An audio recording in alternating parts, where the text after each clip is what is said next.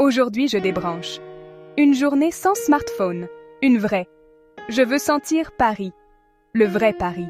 C'est un matin différent. Un matin choisi. Sur la table de nuit, il n'y a pas de smartphone. Un Polaroid repose. Un carnet attend. Léa ouvre les yeux lentement, sans la précipitation habituelle. Le souvenir lui apporte un sourire immédiat. C'est un rituel redécouvert, chaque geste conscient.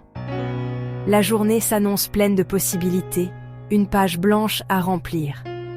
Avec une simple promesse, un défi personnel. Aujourd'hui, je débranche. Léa descend les escaliers qui mènent au métro. Une odeur de métal et de poussière flotte dans les couloirs. Le bruit des rames crée une musique urbaine familière. C'est un ballet silencieux et mécanique. Absorbée par des mondes virtuels. Elle se sent une observatrice venue d'un autre temps.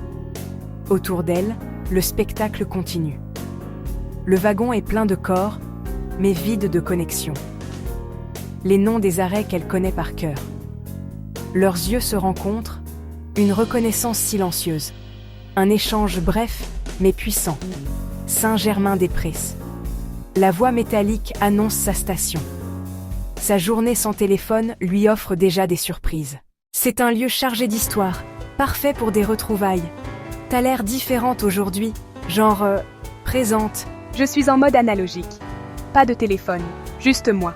Tu m'as donné rendez-vous sans GPS, t'es une aventurière. Ou une romantique. Elle demande un grand café crème et un croissant au beurre. Sans téléphone, leur attention est entièrement tournée l'une vers l'autre. J'ai cru que tu t'étais perdue sans ton GPS. Excusez-moi de vous déranger. Je crois que nous étions dans la même rame tout à l'heure. Oui, je me souviens.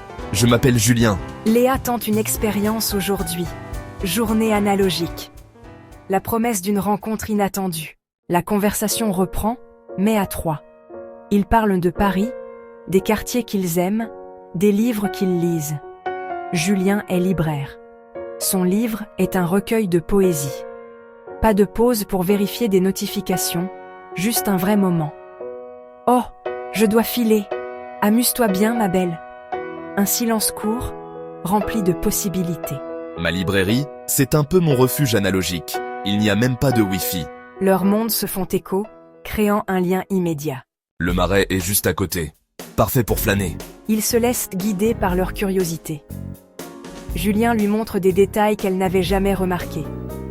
Ils partagent un amour pour le cinéma, la photo, les jardins. Ils entrent pour s'amuser. Un moment de complicité simple et enfantine. Et si on se faisait faire un portrait?